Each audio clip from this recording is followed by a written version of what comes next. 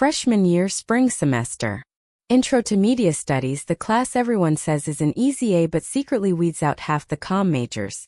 We had this huge group presentation worth 40% of our grade, and my group had spent 3 all-nighters turning ourselves into zombies just to make it perfect.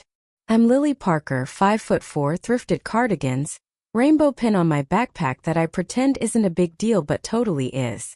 I'd rehearsed my part in the mirror so many times I could do it in my sleep. I had the clicker, the slides timed down to the second, cute little transitions, the works. Then the door to the lecture hall opens 5 minutes into our presentation, and in walks Jane Hawthorne.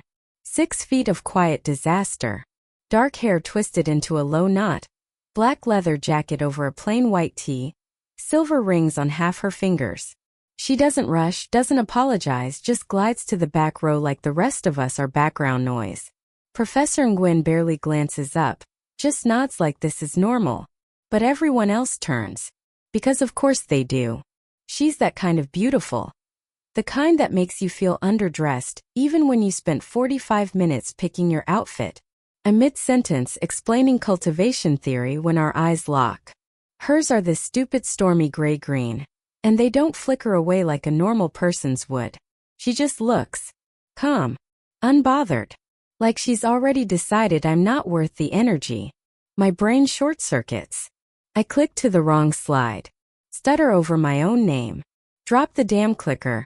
It clatters like a gunshot. The whole room goes silent except for the echo of my dignity hitting the floor. By the time I recover, my part of my script is gone, my face is on fire. And Jane Hawthorne is still staring, one eyebrow slightly raised like she's mildly entertained by my public execution. I finished the presentation on autopilot. We still get an A-, but I know it would have been an A if she hadn't walked in and turned my brain into static. After class I'm packing up, trying not to cry in front of 30 strangers, when I hear her voice for the first time, low, a little raspy, talking to the girl next to her. Poor thing looked like she was gonna pass out up there. The girl laughs. Yeah, freshies always take this class way too seriously. I hate her. I hate the way she says it like she's above it all. I hate that she's probably a junior or senior just auditing for fun. I hate that she's wearing leather in April and somehow without sweating. I hate that she saw me at my absolute worst and didn't even flinch. Most of all, I hate that I can't stop replaying that look she gave me. Not cruel, not pitying, just assessing. Like she saw straight through the rainbow pin and the practiced smile to every insecure part of me that's terrified I don't belong here. I tell myself it's her fault. She's arrogant. Cold. One of those girls who thinks being hot excuses everything. It's easier to hate her than to admit the truth. Jane Hawthorne didn't ruin my presentation. She just reminded me, without saying a single word, that I'm still scared someone's going to figure out I'm faking it until I make it. And for that, I decide I'm never forgiving her. Even though deep down, I already know I'm gonna see those gray-green eyes every time I close mine for the rest of the semester. 2 weeks later, Professor Nguyen drops the midterm bomb. Group project. Mixed partners. No, you don't get to choose. List is final. I skim the Google sheet like it's a death row roster. Lily Parker, Jane Hawthorne. I actually whisper, "You've got to be fucking kidding me," out loud. The girl next to me snorts. I spend the rest of the lecture spiraling. I imagine Jane rolling her eyes, doing zero work, then taking credit while I have a public meltdown 2.0. I'm already drafting the polite but panic-filled email begging to switch partners when my phone buzzes. Unknown number. Hey, it's Jane. Got your number from the class roster. Coffee tomorrow 3 p.m. at Grounded? I'll bring my laptop. Short. No emoji. No sorry for existing. Just efficient. I hate that I kind of respect it. I type back a thumbs up because I'm a coward. Grounded is the tiny queer-owned cafe 2 blocks from campus. All exposed brick and overpriced oat milk. I get there 20 minutes early, claim the corner table, spread my notes like a fortress. Armor equals color-coded sticky tabs. Jane walks in exactly at 3 o'clock. Not 3:01, not 2:59. Exactly.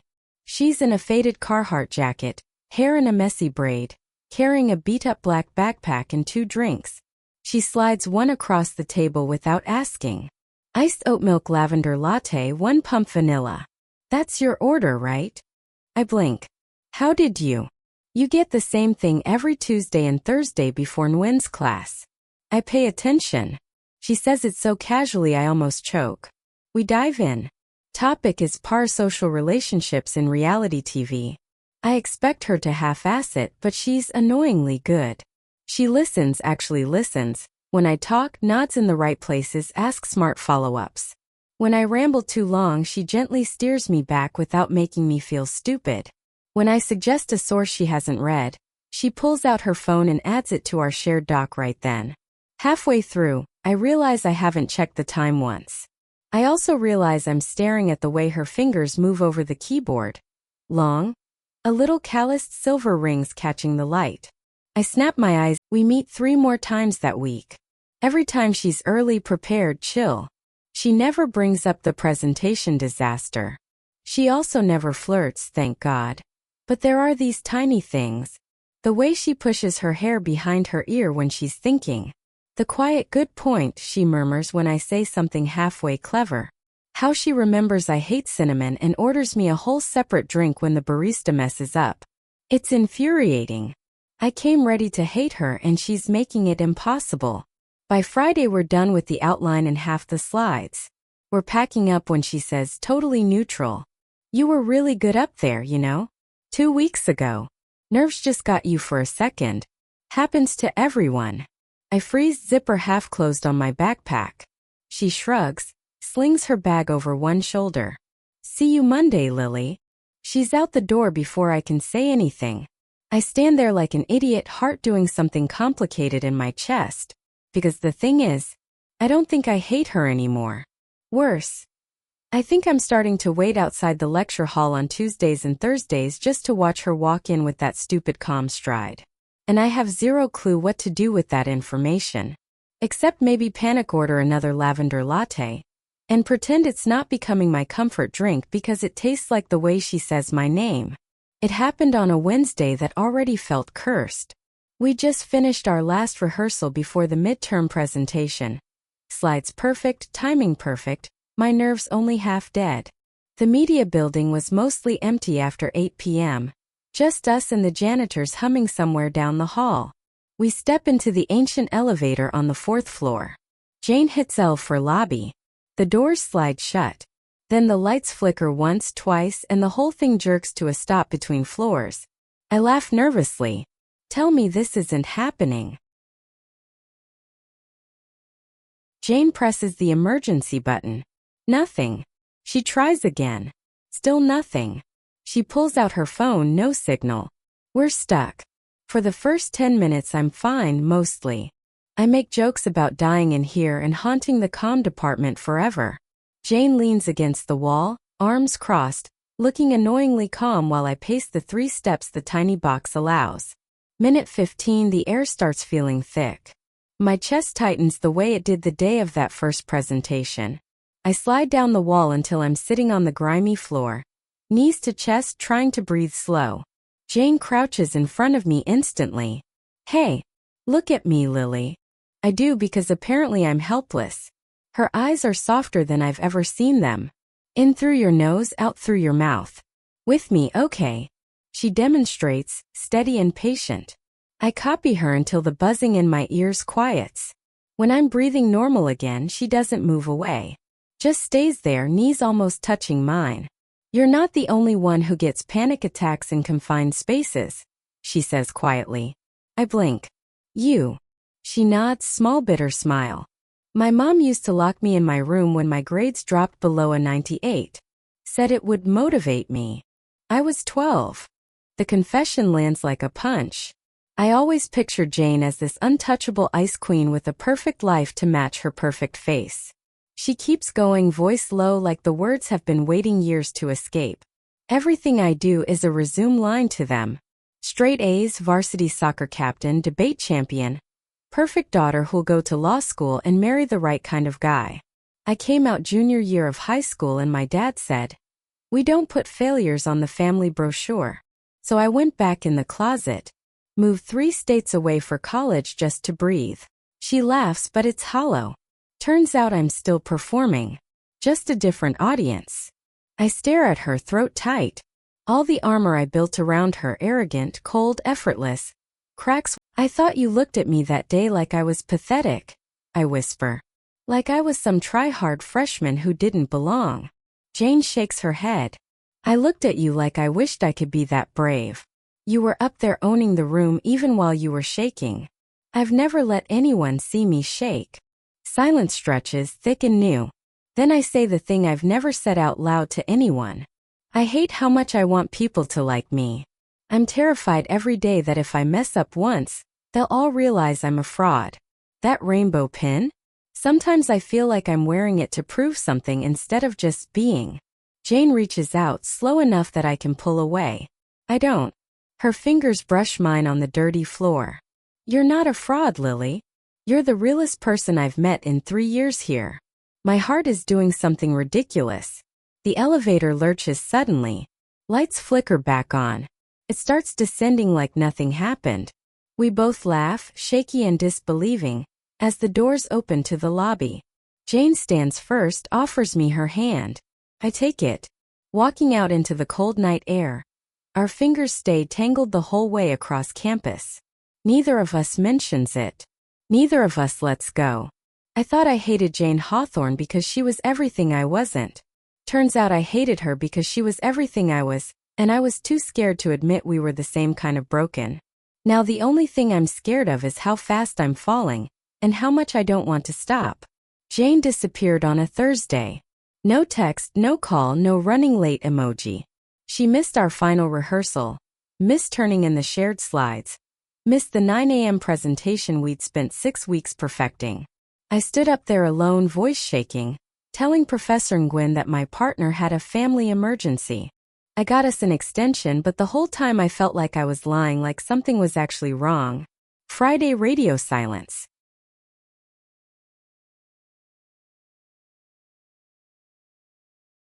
Saturday. Her location was off, her Instagram story blank, her roommates clueless. Sunday. I sat on my dorm floor surrounded by cold lavender lattes I kept buying out of habit, refreshing her last seen on WhatsApp like a lunatic. By Monday I was a mess. Not the cute crying kind, the ugly, can't breathe, what if she's gone forever kind. I realized, with a sick twist in my stomach, that the thing I was most scared of wasn't Jane rejecting me. It was never seeing her again. I'd spent months building walls out of snarky comments and side eyes. And in 4 days without her those walls collapsed into dust. I missed the way she said my name like it mattered. I missed her quiet good point. And the way she always saved me the last sip of her drink. I missed the safety of her hand brushing mine when nobody was looking. I was in love with her. Stupidly, terrifyingly, no going back in love. And I might have missed my chance to tell her. Tuesday night, 1:17 a.m. Someone knocks softly on my door. I open it and Jane is standing there, looking like she hasn't slept in days. Hair limp, eyes red-rimmed eyes, leather jacket hanging off her like it suddenly got too heavy. She's holding the beat-up backpack she always carries, knuckles white around the strap. I took the red eye, she rasps. Didn't know where else to go. I don't ask questions. I just pull her inside, shut the door, and wrap my arms around her so tight I'm scared I'll break her. She drops the bag, buries her face in my neck, and starts shaking silent, awful sobs that soak straight through my t-shirt. We end up on my tiny dorm bed. Shoes still on, lights off, just the glow from the string lights above my desk. She tells me in pieces. Her dad had a heart attack scare, her mom weaponized it. If you're going to live that lifestyle, at least be here when we need you. Guilt trip, screaming match, ultimatum. Jane walked out with nothing but her wallet and the clothes on her back. I thought if I disappeared for a while, maybe the wanting you part would quiet down, she whispers against my shoulder.